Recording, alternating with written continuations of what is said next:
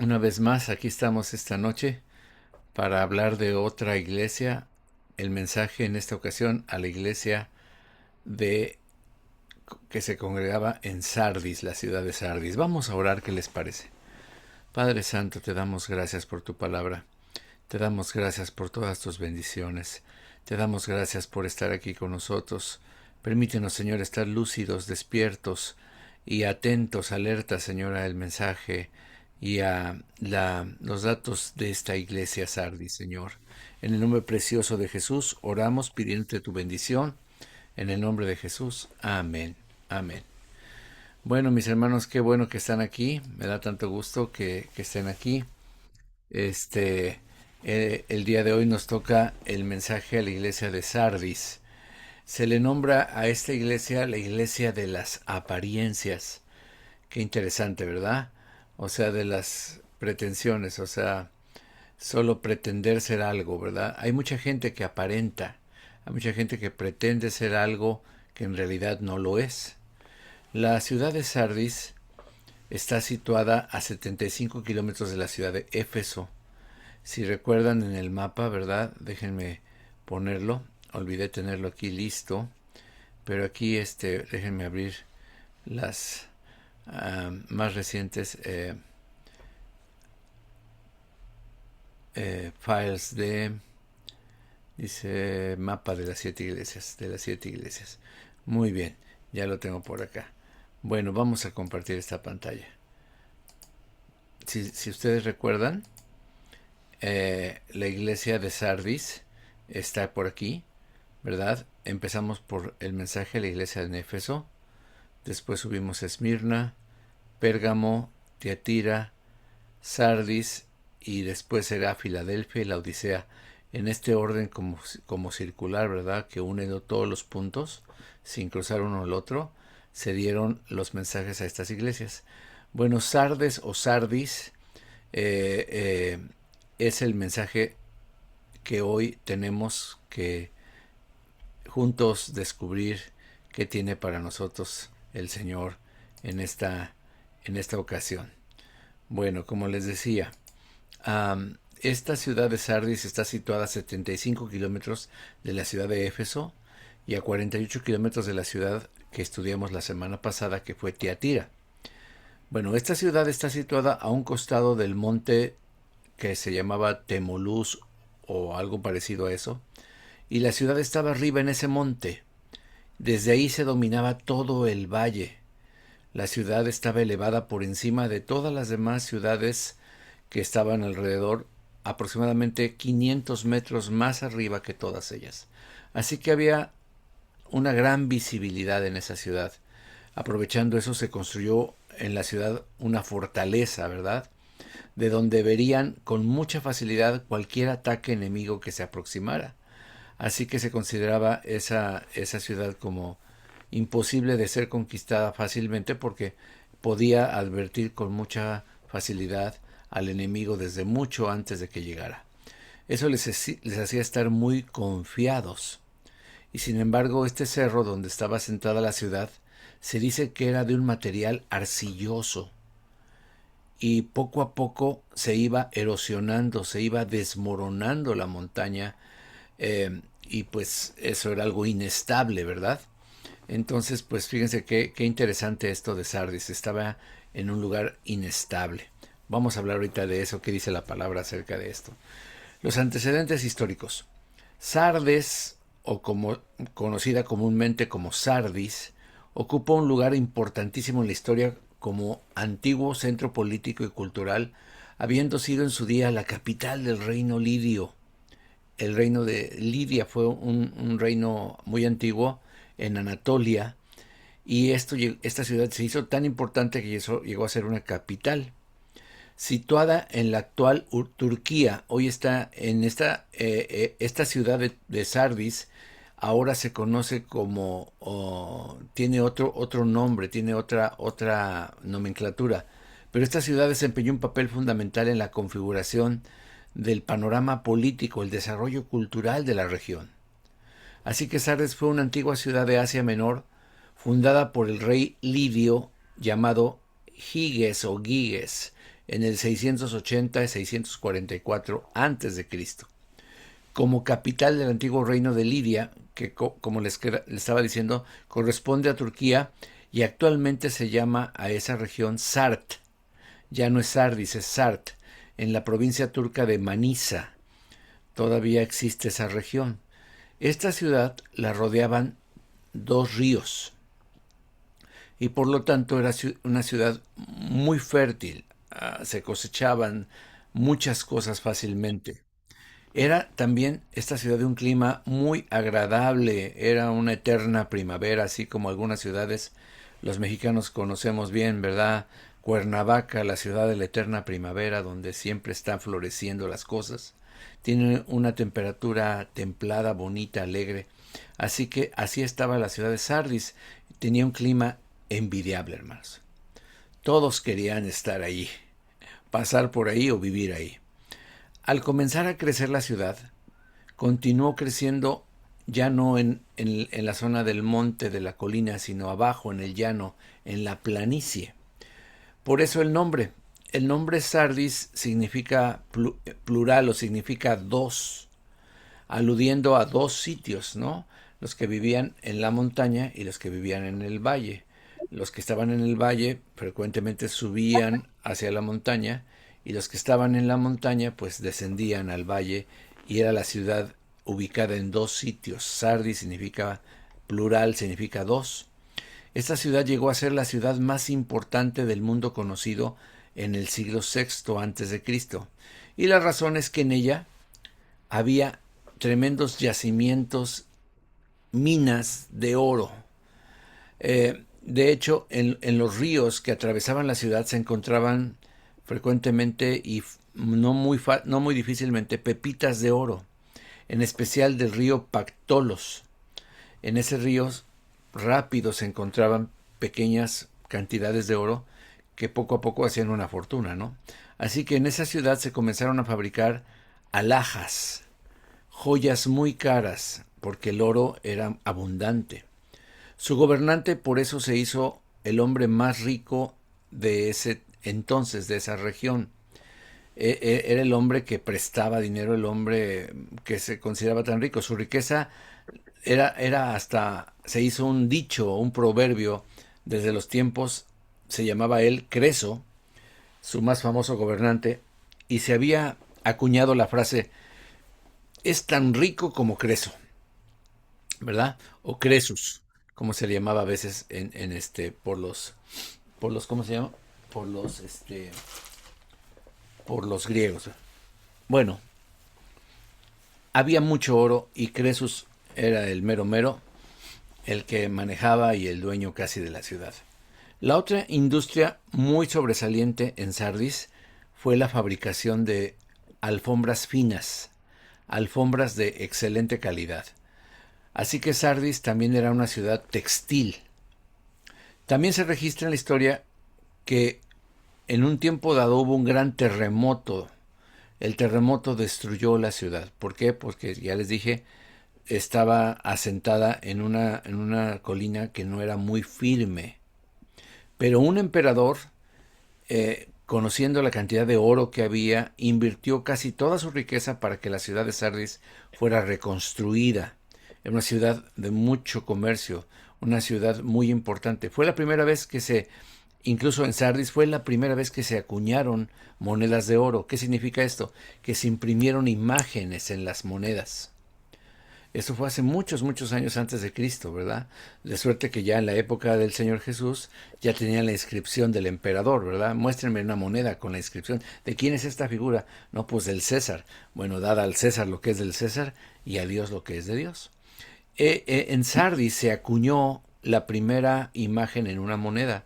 ¿Y cómo era esta imagen? Se dice que era una mujer de Sardis postrada de rodillas, levantando la mano, y el emperador en turno, el que reconstruyó la ciudad, le estaba dando bienes, le estaba extendiendo su mano en representación de los bienes, la inversión que hizo este emperador para que Sardis fuera reconstruida.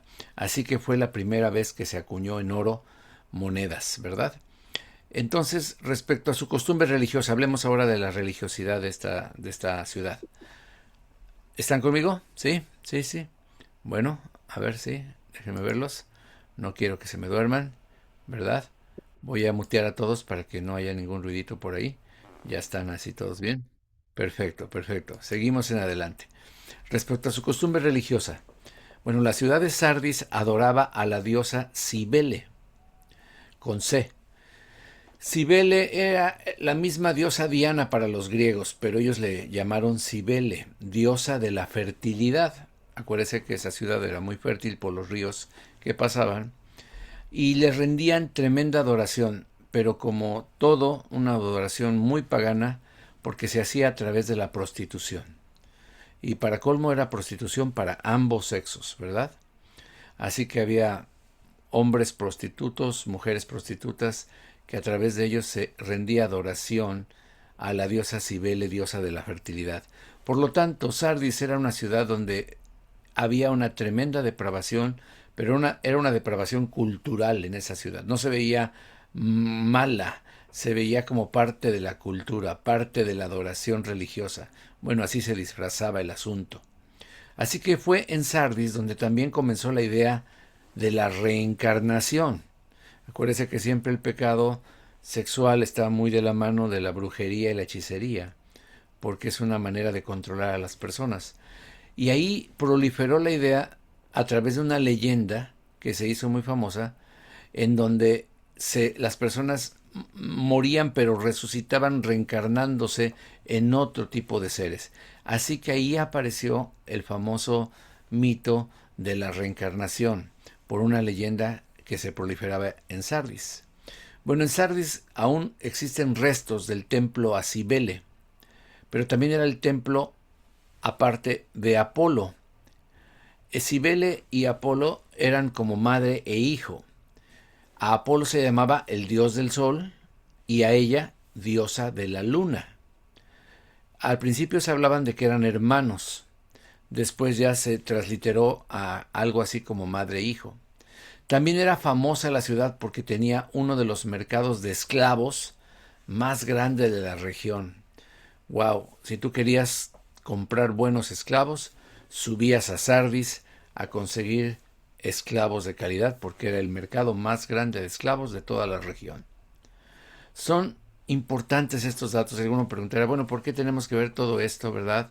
Bueno, porque cuando vemos los mensajes que le da Jesucristo a las iglesias y conocemos el trasfondo histórico y religioso de esos lugares, podemos entender un poquito más por qué el Señor les habla de esa manera como les habló, ¿verdad?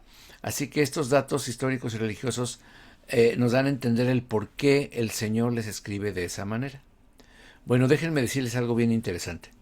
El culto a Cibeles se había adquirido de los babilonios, donde se adoraba a una diosa con su hijo, como te digo. Ella era Semiramis y el hijo era Ninus. Así que Semiramis era la mamá y Ninus era el hijo. Así pues, en lugar de Semiramis, ellos le llamaron a la diosa madre Cibeles y al dios hijo Deusios. Y ellos llamaban al hijo dios del sol, ella diosa de la luna. Él era el señor de los cielos, pero la madre era la reina del cielo. Él era el revelador de bondad y verdad. En cambio, ella era la reveladora de gentileza y misericordia. Él era un mediador entre Dios y los hombres. Bueno, ella también era mediadora. Decían que él tenía una llave que abría y cerraba el mundo espiritual, pues resulta que ella tenía la copia idéntica de la misma llave, porque también hacía exactamente lo mismo. Se decía que el hijo era el juez de los muertos, pero ella siempre estaba de pie a su lado, como quien dice, juzgaba con su madre junto a ella, junto a él. Y que ella había, escúcheme bien, que ella había ascendido al cielo corporalmente, pero por el poder de su hijo. Hermanos, ¿no les suena una manera muy familiar de pensar que conocemos muy bien? ¿No te suena como llaman, esta manera de hablar. ¿No te suena esta manera de hablar? A mí sí, ¿verdad? Hermanos, ¿qué sucedió con la iglesia romana? Bueno, ellos adoptaron el paganismo desde la época de Babilonia, desde los asirios. Y lo único que cambian son los nombres. Pero hasta las imágenes son tan parecidas, nada más que un poquito más vestiditas, ¿verdad? Para los primeros, ella era Semiramis y Ninus. Para los de Lidia, ella era Cibeles y Deusius. En Roma, realmente solo les cambiaban el nombre. A él le llaman Hijo de Dios y a ella le llaman Madre de Dios. Y lo que sucede es lo que venimos acarreando con el paganismo que entró dentro de la iglesia nominal. Todo esto que vemos ahora con la iglesia institucionalizada más grande del planeta, pues no es otra cosa más que lo que llamamos sincretismo, la combinación de elementos cristianos y bíblicos con un montón de elementos paganos, mundanos y satánicos. Y eso es lo que estamos ahora bregando. Pues en Sardis, la diosa madre alcanzaba las mismas proporciones divinas que el hijo. Lo que hacía el hijo lo hacía la madre igual. Pero ahora, hermanos, ahora la diosa madre ha superado las cualidades divinas del hijo. Y ahora a la diosa madre se le hacen cultos, se le tienen templos más grandes. Es mucho más importante la madre que el hijo. Inclusive la gente piensa que a la persona que hay que adorar es a la diosa madre. Que el hijo, bueno, sí, el hijo, pero pues ¿quién le dio todo? La mamá, ¿verdad? Entonces así se ve. A Sardis, en la escuela de interpretación histórica, a Sardis se le conoce proféticamente como la iglesia de la edad de la Reforma. ¿Están conmigo? A Sardis se le conoce, ¿en qué época la vamos a situar? Bueno, en los 1500 en adelante. Sardis se le conoce proféticamente como la iglesia de la edad de la Reforma. Y ustedes recuerdan, en medio de la historia, surge un personaje que al principio quería ser abogado, se llama Martín Lutero. Él estudió para ser abogado y estudiar leyes, pero dice la historia que uno de sus mejores amigos falleció y él, buscando consuelo y preguntándose dónde estaría su alma, empezó a buscar respuestas. Finalmente se ingresó a un monasterio para hacerse sacerdote, etcétera, etcétera. Y bueno, estudia la Biblia, estudia las lenguas, es muy inteligente y llega el momento en el que él, cuando va a Roma, se da cuenta de lo que está sucediendo ahí y se da cuenta de que es contrario a lo que la Biblia dice, y él despierta y dice, no, esto no puede ser. Y pone, ¿verdad?, ahí en la catedral famosa esa, 95 argumentos bíblicos para echar abajo todo lo que se estaba vendiendo, la salvación con las indulgencias y todo lo demás. Y así surge la protesta, el movimiento protestante, y los reformadores, el primero de ellos, Martín Lutero. ¿Por qué, hermanos? Porque la Biblia siempre nos habla de que siempre en la historia ha habido y va a haber un remanente fiel de personas que tienen hambre de Dios. Martín tenía una gran hambre de Dios. Y ustedes saben que cuando hay hambre de Dios, Dios es el que está poniendo esa hambre, porque Satanás no te pone hambre de Dios. Si tú estás aquí ahorita viendo este estudio es porque el Señor nos está moviendo a cada uno de nosotros. Y no fue diferente con Martín Lutero. Él, hermanos, no le llenaba nada. Se metió en esto y sentía el mismo vacío. Hacía todo perfectamente, exageradamente. Dicen que era muy estricto en sus disciplinas religiosas, pero no alcanzaba a llenar el vacío hasta que el Evangelio le fue revelado y se dio cuenta que el justo vivirá por la fe. El que es justificado por creer en Jesucristo y en su sacrificio va a vivir no por las obras, va a prosperar no por lo que él puede hacer, sino por lo que Cristo ya hizo en la cruz y por la fe en ese sacrificio. Así que Martín Lutero comienza ahí. Martín estaba sediento de Dios y, como te repito, su versículo que lo definió fue cuando estudió en Romanos que el justo por la fe vivirá. Bueno, con este antecedente, ahora sí vámonos a tirar un clavado a Apocalipsis capítulo 3, ¿qué les parece? Vamos a mirar qué es lo que está pasando ahí en el nombre del Señor. Bueno, vamos ahí a compartir la pantalla. Y aquí estamos ya en Apocalipsis 3, versículo 1. Y voy a darle lectura a todo el pasaje que hoy vamos a ver, porque siempre es bueno mirarlo completo. Y después ya lo vamos desmembrando. ¿Qué les parece? Poco a poco. ¿Estamos ahí? ¿Están conmigo? Sí, no se me duerman, ¿eh? Ahora sí les voy a pedir que participen conmigo, que me ayuden a leer y a opinar. Vamos a leerlo juntos una vez. Dice la escritura en Apocalipsis capítulo 3, versículo 1. Escribe al ángel de la iglesia en Sardis, el que tiene los 7 espíritus de Dios y las 7 estrellas, dice esto: yo conozco tus obras, que tienes nombre de que vives y estás muerto. Sé vigilante y afirma las otras cosas que están a punto de morir, porque no he hallado tus obras perfectas delante de Dios. Acuérdate, pues, de lo que has recibido y oído, y guárdalo, y arrepiéntete, pues si no velas, vendré sobre ti como ladrón, y no sabrás a qué hora vendré sobre ti. Pero tienes unas pocas personas en Sardis que no han manchado sus vestiduras, y andarán conmigo en vestiduras blancas, porque son dignas. Al que venciere será vestido de vestiduras blancas, y no borraré su nombre del libro de la vida, y confesaré su nombre delante de mi Padre y delante de sus ángeles. El que tiene oído, oiga, escuche lo que el Espíritu dice a las iglesias. Wow, qué tremendo, ¿no? Qué tremendo estamos aquí. Bueno, vamos a considerar primero el primer puntito que tenemos por aquí. Dice el versículo 3, 1.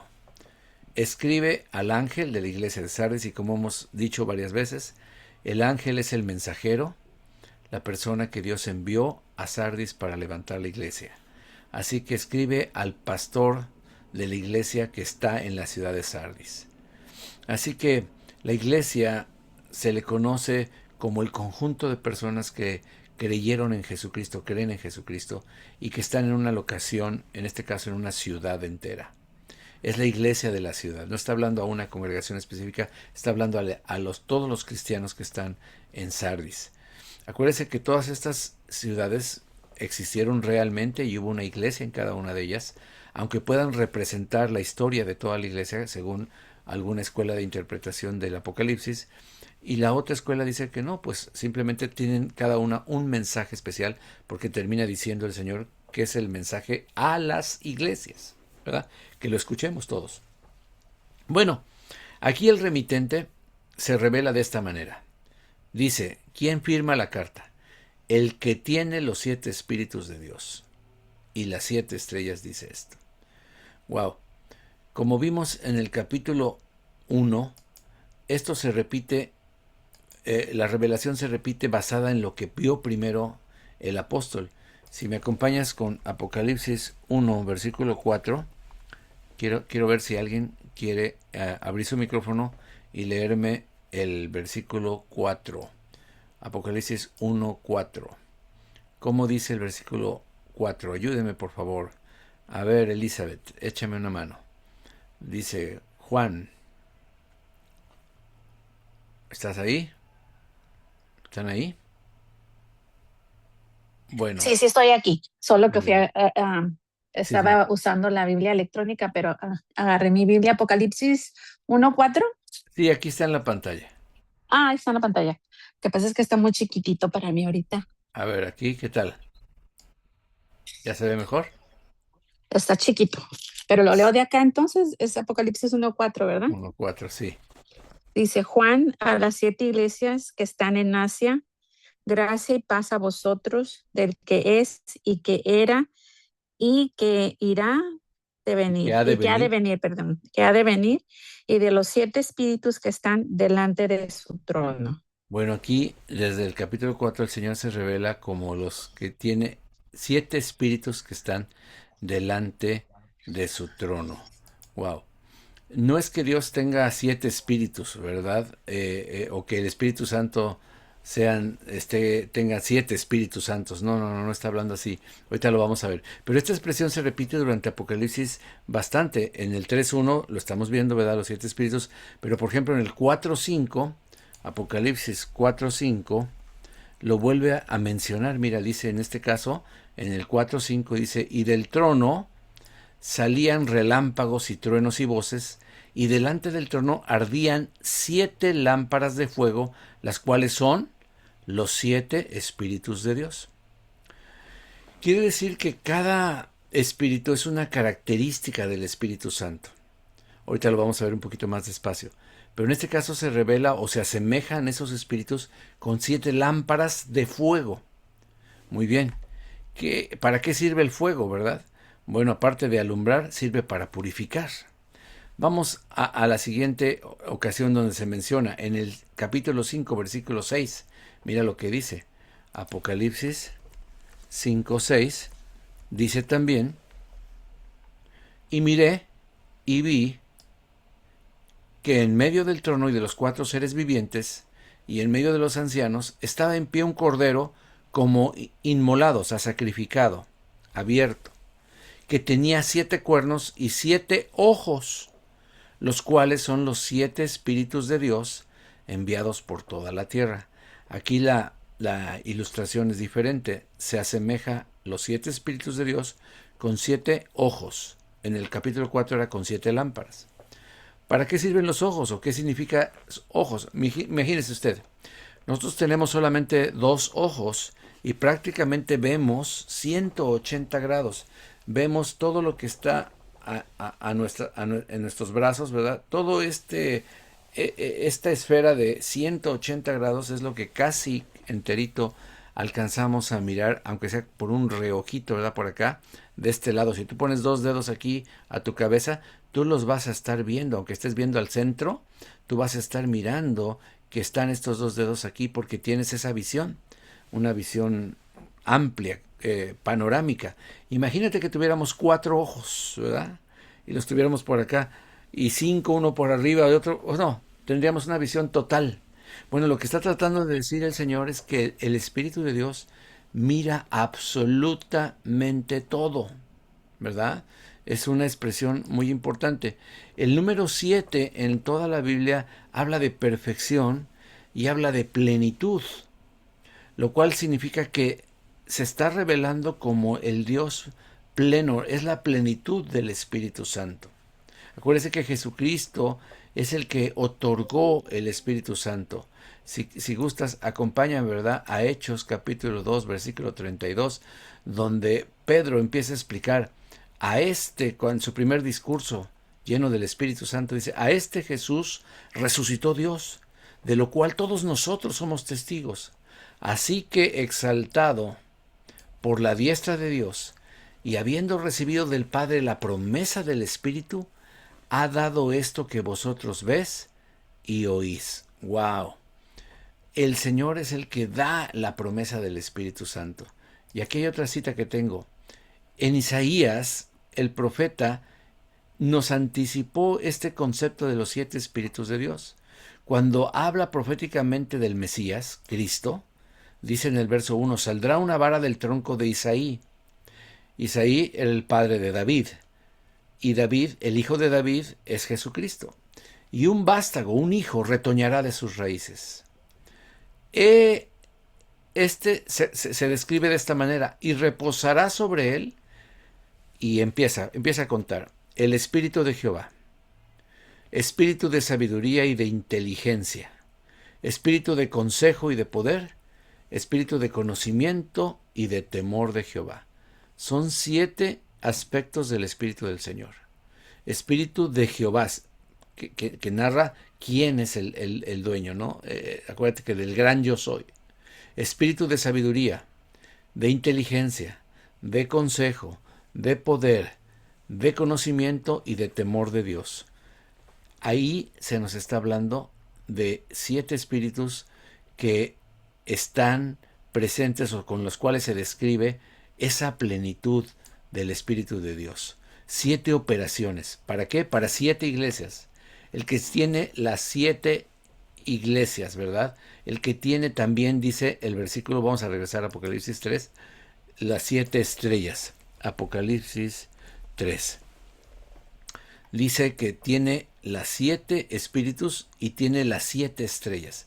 Acuérdense que las estrellas, dice mismo Apocalipsis capítulo 1, que representaron, cuando le preguntó Juan qué era esto, dice que las 7 estrellas son los 7 mensajeros, los 7 ángeles de las 7 iglesias. Quiere decir que Dios tiene el control sobre todo. Miren, hermanos, a veces creemos, o algunos pastores llegan a creer, que la iglesia es de ellos, que la iglesia les pertenece. Hasta dicen, mi iglesia.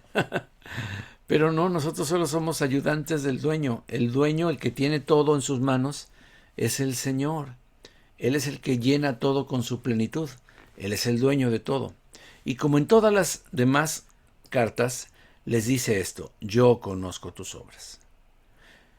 Si se ha revelado como el Dios, el Espíritu Santo se ha revelado como 7 ojos, es porque Él conoce todas nuestras obras, conoce nuestras intenciones, lo que hacemos, lo que dejamos de hacer, nuestras motivaciones, lo bueno y lo malo.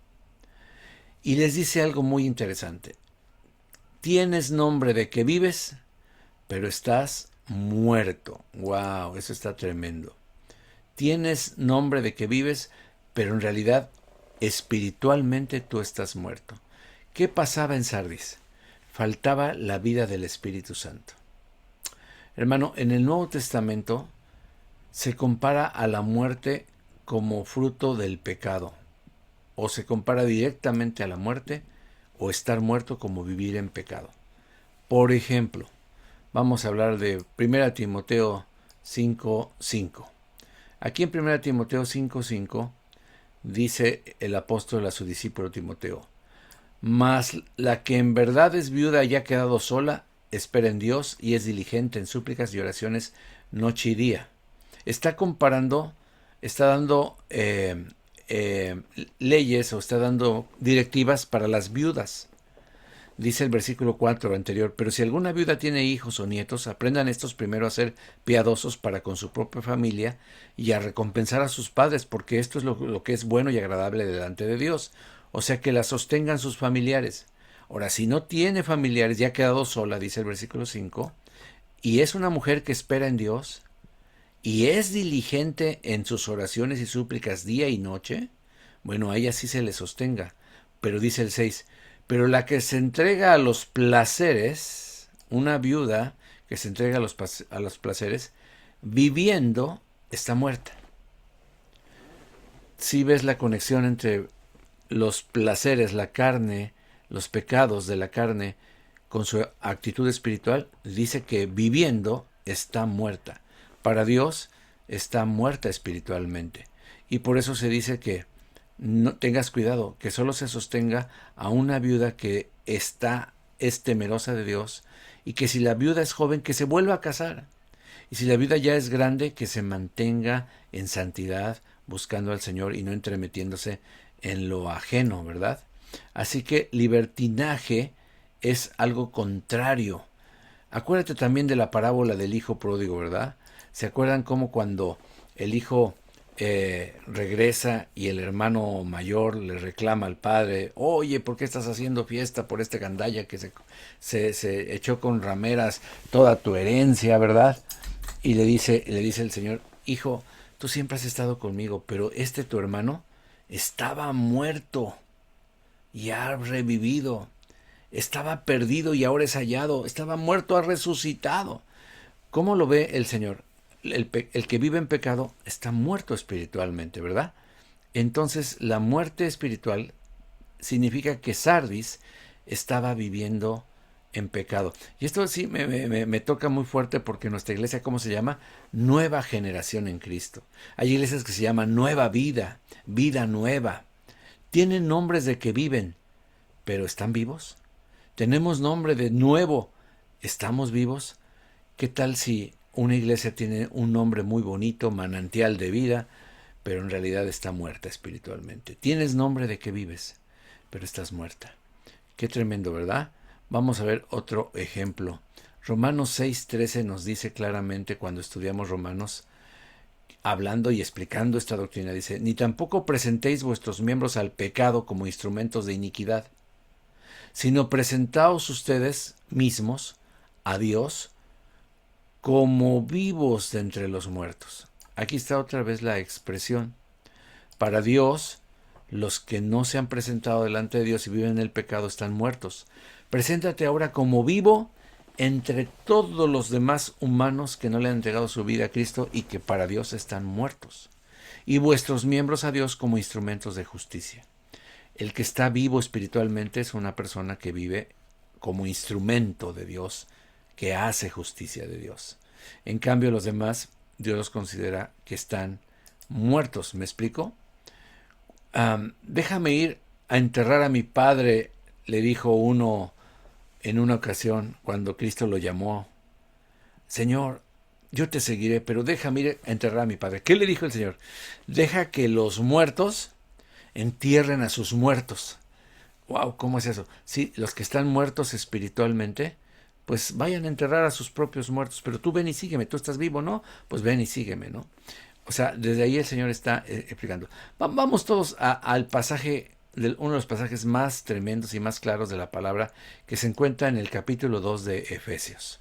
Quiero pedirle a mi hermano Enrique que me vaya leyendo el primer versículo y así vamos a participar varios. Solo el primer versículo, por favor, Enrique. Y Él os dio vida a vosotros, cuando estáis muertos en vuestros delitos y pecados. Qué tremendo, ¿te fijaste? ¿Cómo nos considera Dios? Muertos. ¿En qué? En los pecados, en los delitos. Nos dio vida.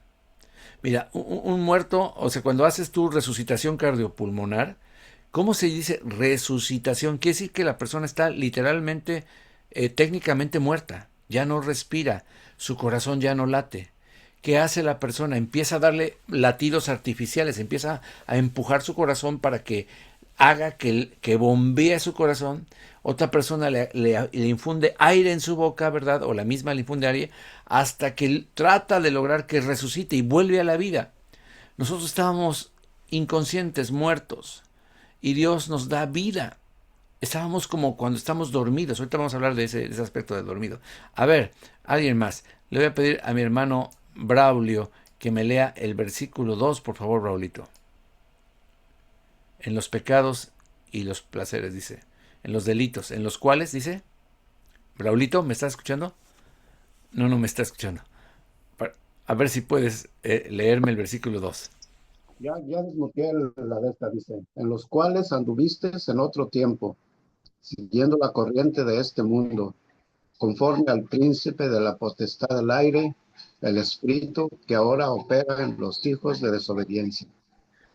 Gracias, Braulio.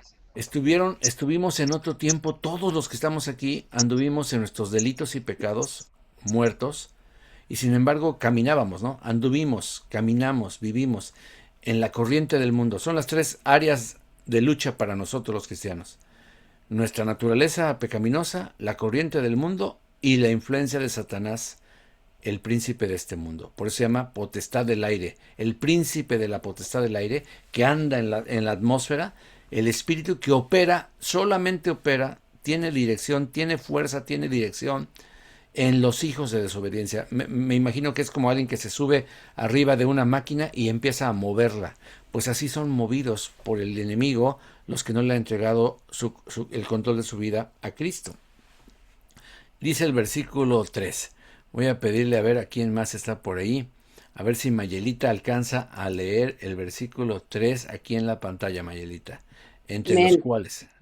Entre los cuales también todos nosotros vivimos en otro tiempo, en los deseos de nuestra carne, haciendo la voluntad de la carne y de los pensamientos, y éramos por naturaleza hijos de ira, lo mismo que los demás. Perfecto, Mayelita. Aquí está el tercera área de lucha, ¿no? Nuestra carne, los deseos de nuestra carne, que tal vez, y no tal vez, todos estamos de acuerdo que es el área más difícil porque el mundo está afuera, el enemigo también, pero el enemigo más fuerte está dentro de nosotros. Los deseos de lo que queda de nuestra carne, que todavía no ha sido glorificado, y con lo cual estamos luchando todo el tiempo, tratando de vencer ese deseo por el deseo del Espíritu, ¿verdad?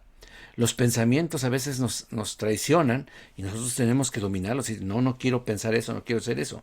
Porque los que no tienen este nacimiento nuevo en Cristo Jesús son por naturaleza, nacemos, todos los seres humanos, bajo la ira de Dios, bajo la justa ira de Dios, porque Dios aborrece el pecado y a los que practicamos el pecado caemos en esta categoría como hijos de la ira de Dios, igual que los demás. Pero aquí viene un pero maravilloso, precioso, que es el versículo 4. A ver si, no sé quién me puede ayudar. Primitivo, estás por ahí. Léeme el versículo 4 y 5, por favor, Primitivo. Efesios 2, 4 y 5. Pero Dios, que es rico en misericordia, por su gran amor con que nos amó, aun estando nosotros muertos en pecados, nos dio vida juntamente con Cristo. Por gracia sois salvos. Nuevamente aquí está el concepto. ¿Cómo nos ve el Señor? Muertos en pecados. Aquí está el concepto que estamos analizando. Por eso le dice el Señor a esta congregación: tienes nombre de que vives, pero estás practicando el pecado, mano. Estás viviendo en tus pecados, así que eres un muerto espiritualmente. Por eso dice la Biblia y usa este lenguaje, versículo 6. ¿Cuál es la esperanza para un muerto? La única. ¿Cuál es? A ver si alguien más me ayuda. Déjame ver quién más está por aquí. No sé si Ivoncita puedas alcanzar a leer el versículo 6.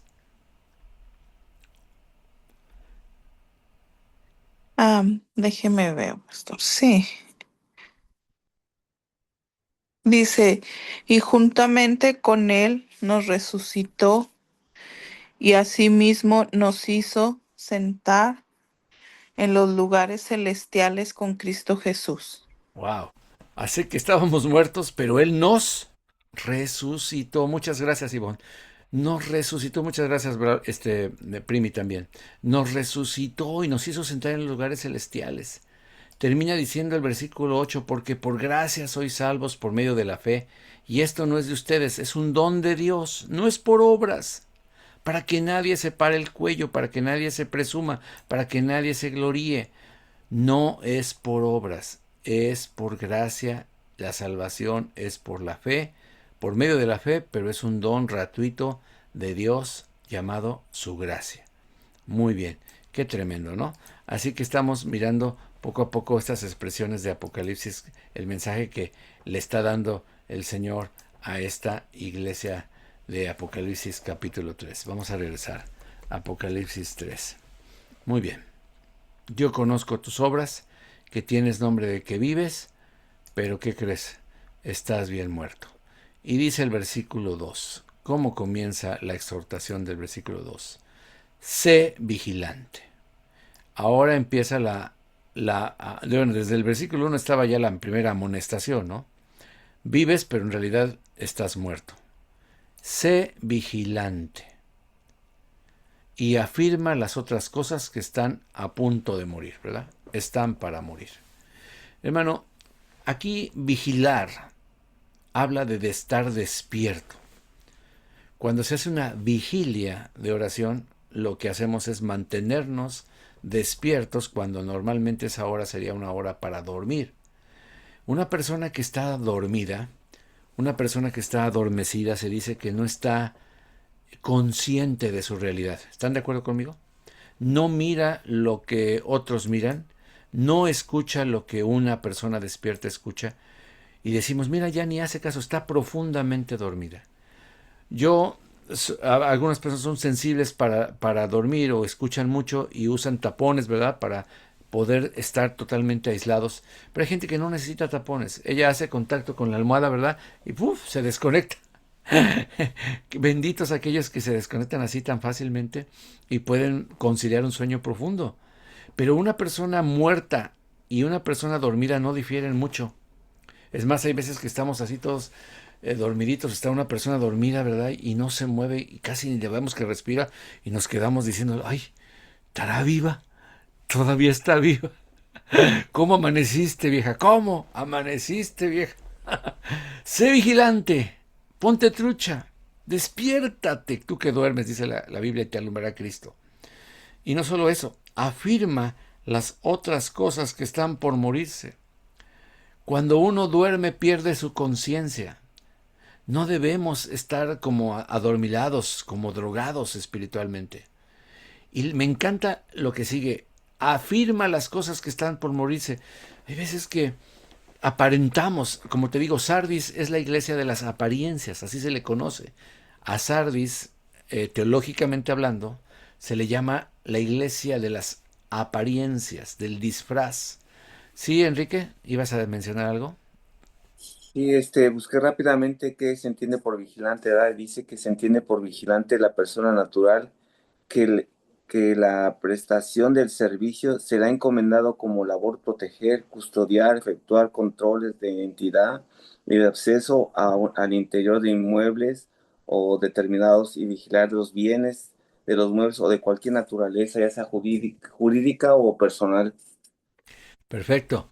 Un vigilante es una persona que está protegiendo, ¿verdad? Y está Está, encomendada. está encomendada, ese es su trabajo, ¿verdad? Se le designó específicamente para cuidar. Imagínate que se nos duerme el vigilante, es como cuando dicen, se durmió el perro de guardia, ¿verdad? Se nos durmió el gallo, ¿verdad? Se nos durmió el vigilante. No, pues en la antigüedad eso era pena de muerte. Cuando un atalaya, que eran los vigilantes que estaban en las torres de los vigías, viendo si venía un enemigo, se llegaba a quedar dormido y resulta que esa bendita noche se nos mete o se acerca un enemigo y se entra a la ciudad, si sobrevive el vigilante, pues ya está muerto porque él es responsable de todo lo que le pueda pasar. Aquí también está hablando en esta definición de algo jurídico, ¿verdad? Alguien que está vigilando tus posesiones, tus bienes, cuidando, o sea, un abogado, una persona que tiene potestad jurídica para cuidar tus inversiones. Y de repente se duerme, se cae la bolsa, ¿verdad? Y ni cuenta se da, ya todo tu dinero se perdió. No, no, no. Un vigilante es alguien que está despierto. Bueno, le dice, afirma las cosas que están por morirse. ¿A qué cosas se referirá? Bueno, puede ser la oración, la alabanza. Hay veces que empezabas tú en tu primer amor a orar 1 hora, hasta 2 horas, ayunabas y de repente ahora ya no oramos más que 2, 3 minutos, ya nos cansamos, ya no alabamos. ¿Cuándo fue la última vez que evangelizaste a alguien, que le diste las buenas nuevas, le explicaste el evangelio? La santidad. Ya no somos tan santos, ya hemos bajado nuestra guardia, hemos diluido nuestros valores, ya no estamos despiertos. Las cosas que tenemos están a punto de morirse. El Señor quiere que no se mueran, no dejes que se mueran, más bien avívalas. Dice la Biblia que avivemos el fuego del don de Dios que fue puesto sobre nosotros, ¿verdad? Se estaba muriendo la vida espiritual de esta iglesia, hermano. Se estaba muriendo la vida espiritual. Dice, acuérdate pues de lo que has recibido. Déjame ver, en el versículo 2, todavía estamos en el 2. Perdón. Sé vigilante, afirma las otras cosas que están por morir. ¿Qué significa afirmar? Fortalécelas, que no se caigan. Porque cuando te dije que Sardis, por cierto, estaba fundada en una especie de cima, de loma, pero resulta que esta loma no era muy firme. Se estaba erosionando, era como arcilla, para que me expliques, para que me entiendas, era como arena comprimida. No era muy firme esa ciudad, de tal suerte que en el temblor se deshizo y tuvieron que volverla a reconstruir. Pero añade, porque no he hallado tus obras perfectas delante de Dios. Aquí la palabra perfecto, otros lo traducen como incompletas. Tus obras están incompletas, no has terminado. ¿No es cierto que a veces dejamos las cosas a medias? Empezaste un buen libro cristiano y no lo leíste, te quedaste en el primer capítulo. Empezaste un hábito de leer la Biblia durante todo el año, ibas en Levítico y te cansaste, dejaste de estudiar la Biblia.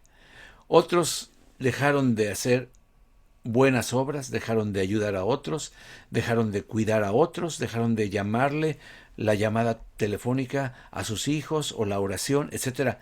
Hermanos, dice aquí, no he hallado tus obras completas, maduras, delante de Dios. No, no están bien tus obras. No has llegado al estándar de Dios.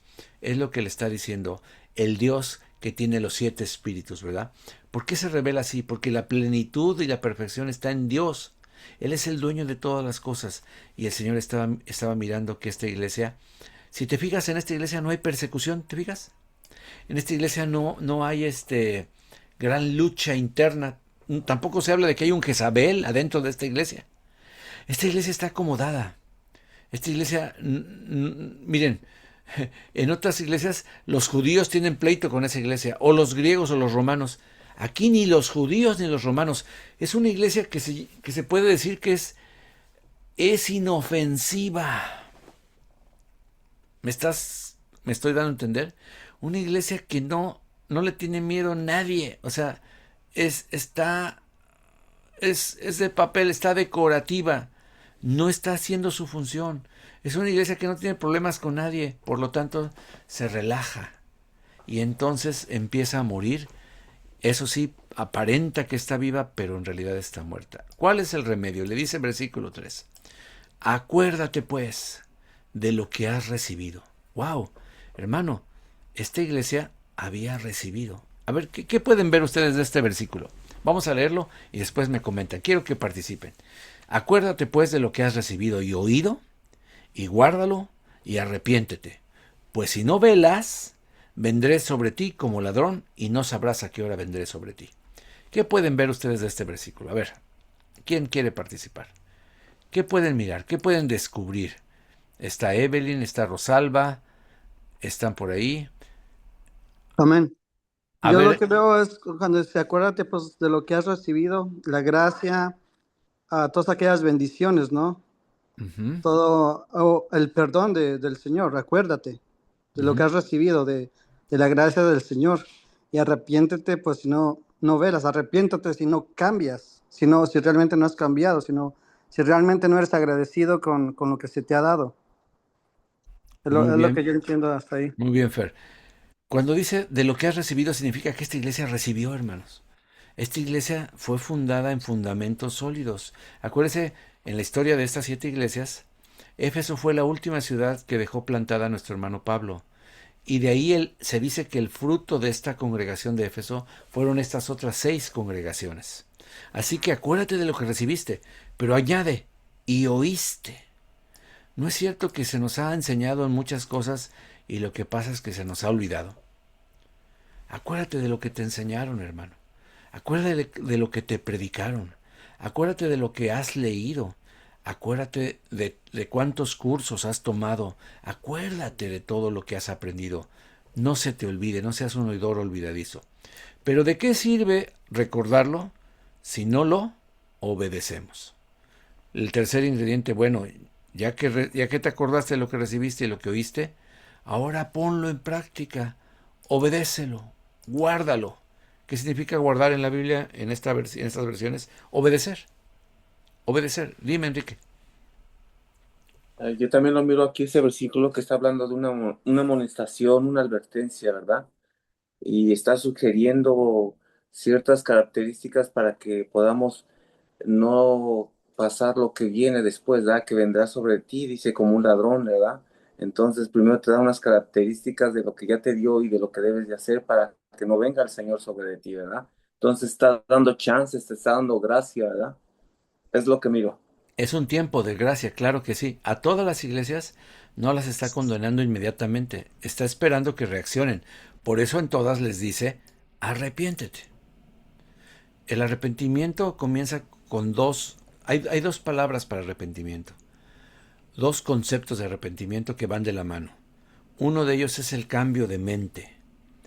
En griego significa cambio de mente, pero en hebreo significa cambio de dirección.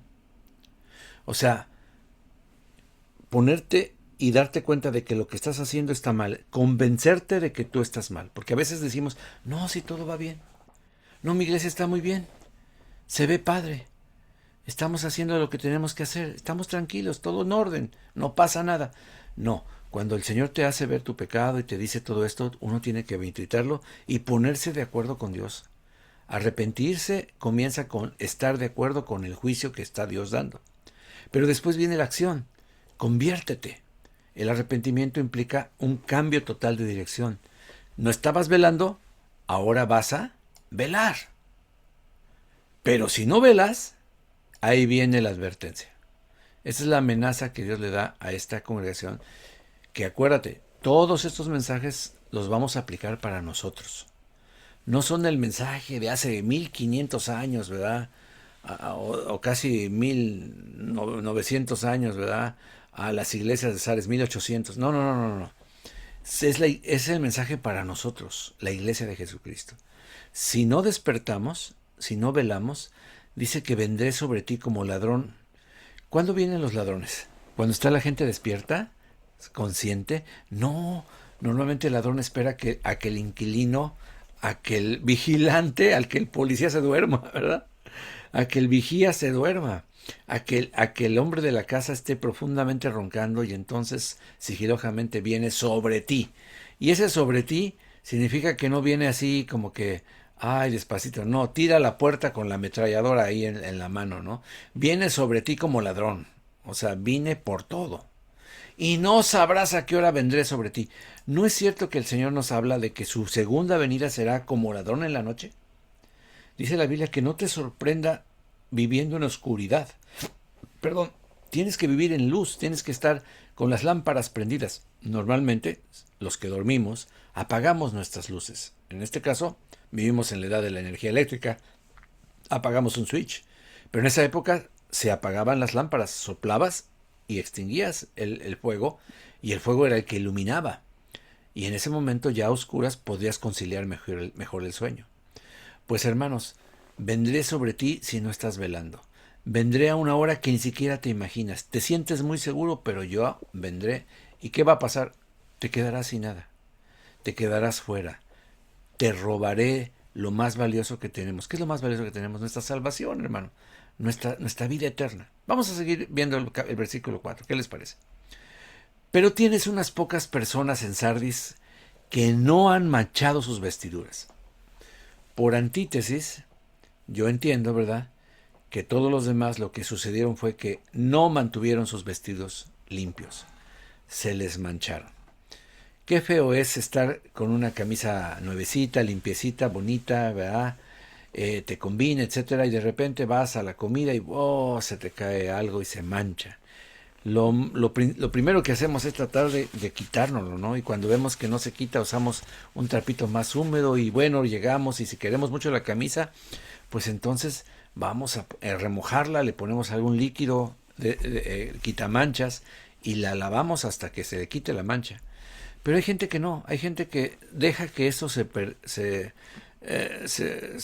afiance, se me fue la palabra, queda todo, se me fue, percudido, perdóname, sí, esa era la palabra, gracias, queda todo percudido, y más si es blanco, ¿verdad? Y ahorita vamos a ver que Dios compara esa santidad con el color blanco, la ropa blanca. Tienes unas pocas personas necesarias que no han manchado sus vestiduras y andarán conmigo en vestiduras blancas, dice, porque son dignas. Hermano, después de la advertencia, el Señor alienta a aquellas en Sardis que habían permanecido fieles.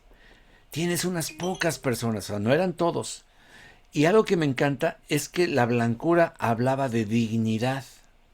El remanente fiel no había manchado sus vestiduras, no había participado en el pecado, para que se entienda. Y por el contrario, son dignos. La idea de andar dignamente también se encuentra en todas las enseñanzas del apóstol Pablo. Mira, acompáñame por ejemplo a Efesios 4, versículo 1. Dice, yo pues preso en el Señor, estaba él en la cárcel escribiendo, ruego que andéis como es digno de la vocación con que fuiste llamados. O sea, cuando Dios habla de dignidad, habla de una posición, habla de una investidura, hermanos. Las vestiduras blancas hablaban de vestidos de boda, ¿verdad? Ahorita vamos a entrar a ello. Pero hay que andar digno. estos hermanos se mantuvieron andando como es digno de la vocación, el llamamiento de Dios. ¿Cómo terminaba la bienaventuranza que estudiamos ayer? Bienaventurados los pacificadores, porque ellos serán llamados, ¿cómo? Hijos de Dios. Qué título más maravilloso. Que la gente me reconozca como que soy hijo o hija de Dios. Ese es andar como es digno de la vocación. También dice Colosenses 1:10, para que andéis como es digno del Señor, agradándole en todo. ¡Wow! Aquí está bien claro, ¿verdad? ¿De qué dignidad se refiere? De la dignidad que agrada a Dios. Agradándole no nada más en unas cosas. Acuérdate cuál fue el reproche de Dios de Jesucristo a esta iglesia. No he encontrado tus obras completas, perfectas. Me has servido a medias. Eres de los que hace la finta. Eres un cristiano de finta, de pura mascarilla, mascarada. Eres una persona que está fingiendo algo. Tienes nombre de que vives, pero estás muerto. Andar como es digno del Señor, con vestiduras blancas, significa agradándole en todo, llevando fruto en toda buena obra y creciendo en el conocimiento de Dios. Si no estás creciendo, si no estoy creciendo yo, no estoy comportándome como una persona digna, y muy probablemente mis vestiduras blancas se están percudiendo. No están siendo lavadas constantemente. Así que este es el otro concepto de andar dignamente. Y el tercero se encuentra en Tesalonicenses, 1 de Tesalonicenses capítulo 2, versículo 12. Y os encargamos que anduvieseis como es digno de Dios, que os llamó a su reino y gloria. En todos los reinos, en todas las presidencias, hay una etiqueta. Tú no puedes entrar vestido como se te dé la gana. Tú vas con cierta vestimenta, cierta vestidura que es propia para estar delante de un rey, en su reino, en su comité, en su palacio legislativo, etcétera, etcétera. Andar, caminar como es digno de Dios, digno del Señor, digno del llamamiento y de la vocación que Dios nos dio. Interesante, ¿no? Interesante. Estas personas no habían manchado sus vestiduras. Ser digno es coincidir con algo. La profesión de fe en la boca coincide con la realidad de la fe en el corazón. Yo puedo decir que soy hijo de Dios, pero ¿y qué tal? ¿Y cuál es la realidad dentro de mi corazón? Mire, se promete a los fieles que andarán con Jesús vestiduras de blanco. Mira lo que dice Mateo 22:11 en esta parábola de las bodas. Esa es donde yo quería llegar. Dice el Señor Jesús en esta parábola que entró el rey para ver a los convidados a su boda y vio allí un hombre que no estaba vestido de boda. No sé de qué estaba vestido, pero no era vestidura de boda. Y le dijo: amigo, ¿cómo entraste aquí sin estar vestido de boda? Mas él enmudeció. Entonces el rey dijo a los que servían: atadle de pies y manos y echadle en las tinieblas de afuera. Ahí será el lloro y el crujir de dientes. Es una clara señalamiento de estar fuera del reino de Dios, destituido del reino de Dios, en el infierno donde está el lloro y el crujir de dientes. Mira, Apocalipsis 19, versículo 8, nos habla de que a la iglesia se le ha concedido que se vista de lino fino, limpio y resplandeciente. La esposa del Cordero, que es la iglesia. Versículo anterior dice: y su esposa se ha preparado. Las bodas del Cordero han llegado, su esposa se ha preparado y a ella se le ha concedido que se vista de lino fino, limpio y resplandeciente, porque el lino fino es las acciones justas de los santos. Y aunque no está hablando de un color blanco, fíjense que aún los que están ahí han emblanquecido sus ropas con la sangre del Cordero, hermano. Déjeme ver si tengo esta cita. Sí, mira, Apocalipsis 7:9. Dice en la misma visión de Apocalipsis, el ángel le muestra, y Juan levanta la pregunta y dice: después de esto miré, y aquí una gran multitud, la cual nadie podía contar, que representa a todos los hijos de Dios, de todas naciones y tribus y pueblos y lenguas, que estaban delante del trono y en la presencia del Cordero, vestidas de ropas blancas y con palmas en las manos. Esas ropas pudieron haber sido verdes, rojas, anaranjadas, pero el Señor, en su tipología, en su simbología, nos habla de vestiduras blancas, limpias, de lino fino, resplandeciente. El lino podía ser de varios colores, pero el color más clásico era el color blanco. Palmas en las manos, ya lo estudiaremos después cuando lleguemos acá. Y clamaban a gran voz diciendo: la salvación pertenece a nuestro Dios, que está sentado en el trono, y al Cordero. Y todos los ángeles estaban en pie alrededor del trono, y de los ancianos y de los 4 seres vivientes se postraron sobre sus rostros delante del trono y adoraron a Dios, al que vive por los siglos de los siglos. Sí, Enrique. Lo blanco significa pureza, ¿que no, pastor? Claro, el blanco significa limpieza, significa pureza en la palabra del Señor. De hecho, por eso se acostumbra tradicionalmente que las novias y los novios deberían también vestirse de blanco. Qué bonito es cuando veo una pareja, no solamente la novia de blanco y el novio de negro, sino que también el novio se estrena un traje blanco. ¿Por qué no? ¿Verdad? Si representa la pureza y la santidad y se han mantenido en pureza y santidad, qué bueno sería que las bodas fueran totalmente de blanco, ¿verdad? Bueno, este vestiduras blancas se promete a los creyentes. El Señor Jesús hace una promesa final. Además de las vestiduras blancas, vamos ahí a regresar, déjeme ver. Apocalipsis 3. Les dice el Señor a estas personas: el que venciere será vestido con vestiduras blancas. Fíjate, ese es el premio.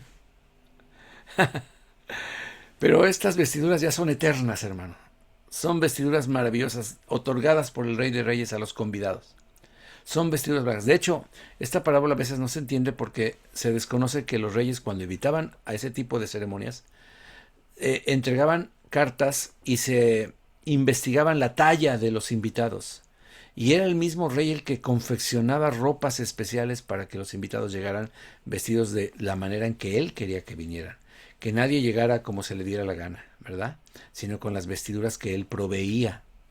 El que venciere será vestido. ¿Te fijas? No se va a vestir. Es como un protocolo, pastor. ¿Mande? Es como un protocolo, El ¿no? protocolo, pero que viene directamente del rey. No les da la lista y dicen, bueno, vístanse de estos zapatos. No. Yo les voy a proveer las vestiduras. Yo voy a vestirlos de vestiduras blancas. Será vestido. No te vas a vestir, serás vestido. Está en un presente, ¿verdad? Que es el que recibe la acción es el sujeto. El sujeto no está haciendo la acción, está recibiendo la acción. Será él vestido, ella vestida. Y añade: y no borraré su nombre del libro de la vida. El libro de la vida representa la salvación. Siempre todos los capítulos que da, todos los mensajes que da Dios a las iglesias, termina diciendo: al que venciere, al que venciere. Y eso me recuerda a Primera de Juan 5:4, hermano. Yo no sé si lo tengo por aquí. Aquí está, mira, sí. Primera de Juan. Porque todo lo que es nacido de Dios vence al mundo. Y esta es la victoria que ha vencido al mundo, nuestra fe. Cuando tú te entregas al Señor y naces de nuevo, tú eres llamado vencedor. Por eso, estos que estaban en esta iglesia, muchos de ellos no habían nacido de nuevo. Pero si se arrepienten y hacen lo que Dios les pide a cada una de estas iglesias, serán llamados vencedores. ¿Qué es lo que vence? ¿Qué es lo que te hace vencedor? Tu fe y tu obediencia. La fe no es fe si no se demuestra, si no se vive. ¿Quién es el que vence al mundo? Sino el que cree que Jesús es el Hijo de Dios. Al que venciere, al que naciere de Dios, al que usare su fe para vivir de una manera digna y con vestiduras blancas. Qué maravilloso termina este mensaje a la iglesia de Sardis. Apocalipsis 3. Vamos ahí. Al que venciere será vestido de vestiduras blancas. No borraré su nombre del libro de la vida. Siempre que Dios habla del libro de la vida, está hablando de la salvación. Hermano, está hablando de la vida eterna, ¿verdad? Acuérdense, este libro de la vida no hay que confundirlo con el árbol de la vida. No, el libro de la vida es donde Dios anota nuestros nombres cuando nosotros le entregamos nuestra vida a Cristo, ¿verdad? Es un libro sagrado. De hecho, se van a abrir todos los libros que representan todas las obras que hemos hecho delante de Dios. porque todo está registrado, pero se va a abrir un tercer libro, que es el libro de un segundo libro, perdón, que es el libro de la vida de Dios, el libro de la vida del Cordero, dice la Biblia. El que esté inscrito en ese libro tendrá vida eterna. El que no se encuentre escrito, registrado en ese libro, irá a la muerte eterna. Por eso una de las bendiciones que le da a esta iglesia, si se arrepiente, es una seguridad de su salvación. No borraré su nombre del libro de la vida. Y la más bonita de todas para mí, confesaré su nombre delante de mi Padre y delante de sus ángeles. Qué hermoso va a ser cuando el Señor nos presente públicamente y diga, aquí entra mi príncipe fulano de tal, aquí entra mi hijo, mi hija delante de todos. De hecho, la última cita que tengo es Lucas capítulo 12, versículo 8, donde el Señor lo dijo personalmente. Os digo que todo aquel que me confesare delante de los hombres, también el Hijo del Hombre le confesará delante de los ángeles de Dios. ¡Wow! ¡Qué maravilloso, hermano! ¡Qué privilegio que el Señor te presente, te introduzca, como decimos, y declare, he aquí mi Hijo!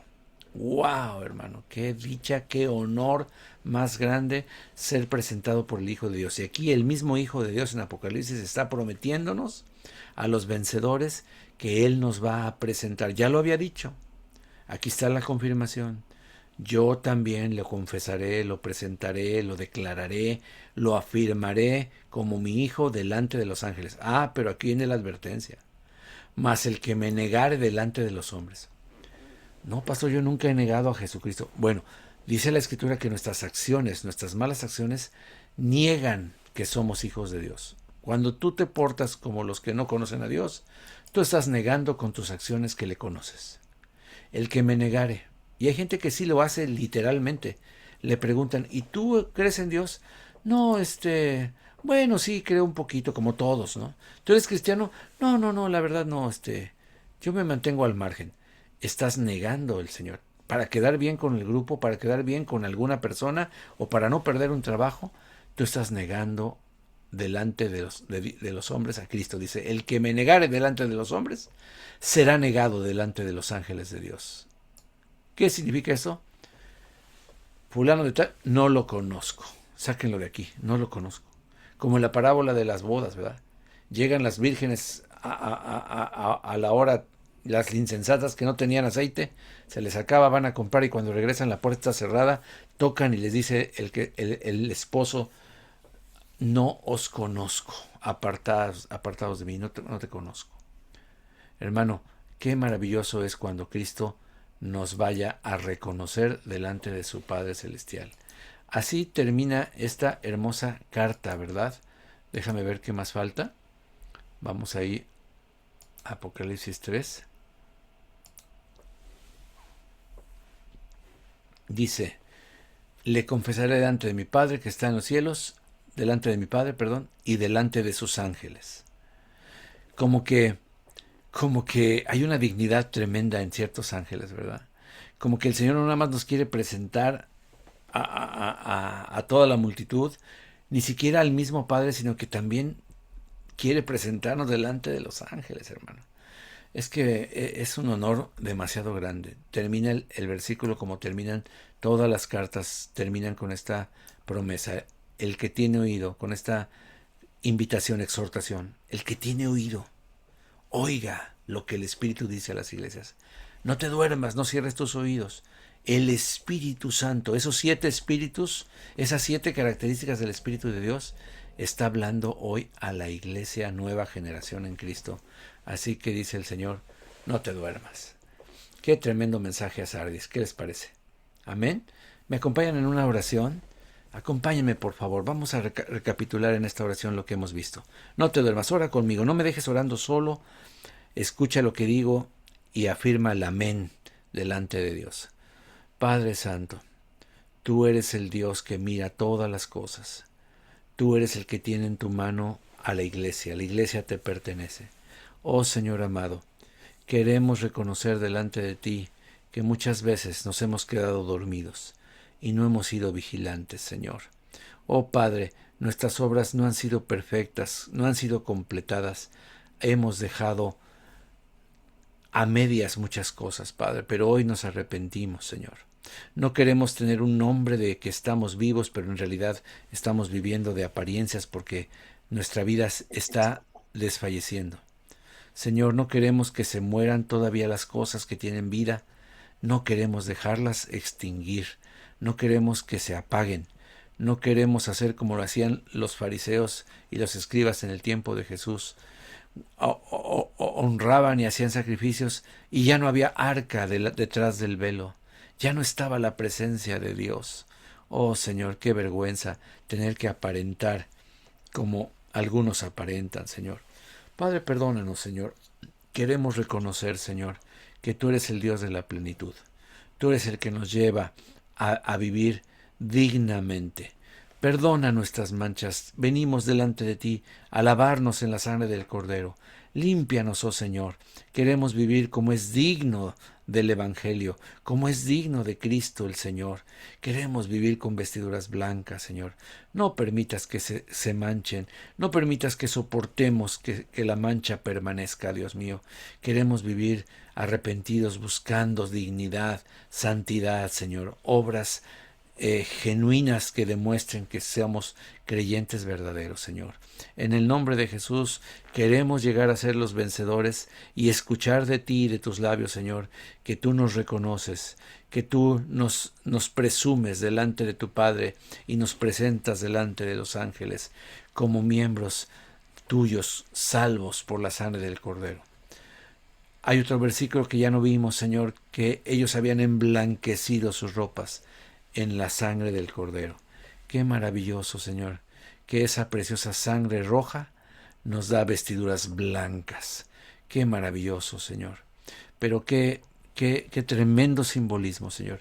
No queremos ser una iglesia fundada en la arena. Así estaba la ciudad de Sardis, Señor, en un lugar no muy estable. Vinieron ríos, vientos, se movió la tierra y se derrumbó todo, Padre. Ponos en la roca, Señor. Queremos estar en la firmeza de la Escritura. Por eso le dices a Sardis que afirme las cosas que están a punto de morirse, que le resucite, que le eche agüita a la planta que estaba a punto de morirse. Señor, danos vida nueva. Y si aquí hay alguno, Señor, que está muerto, te pedimos, Señor, que tú lo resucites, que tú le des vida juntamente con Cristo. Gracias, Señor. Gracias por habernos liberado del príncipe de la potestad del aire, del mundo y sus pecados, Señor, y de los deseos de nuestra carne pecaminosa, Señor. Síguenos ayudando, danos la victoria. Queremos llegar como vencedores, Señor, porque los que han vencido al mundo son los que han afirmado su fe en ti, Señor, como hoy nuevamente la afirmamos, en el nombre precioso de Jesús. Amén, Padre Santo. Amén, Señor. Hermanos, nos noches a despedimos. todos. Bendiciones Buenas a todos. noches. Buenas noches. Buenas noches. Buenas Buenas noches. noches. Bendiciones. Buenas noches. Buenas Bye, hermanos. noches. Buenas noches. Buenas noches, bendiciones a Buenas todos. noches. Bendiciones, Dios les bendiga. Buenas noches. Buenas noches. Buenas noches. Buenas noches, hermanos, amados, bendiciones. Buenas Hasta noches, luego. pastor. Bye bye.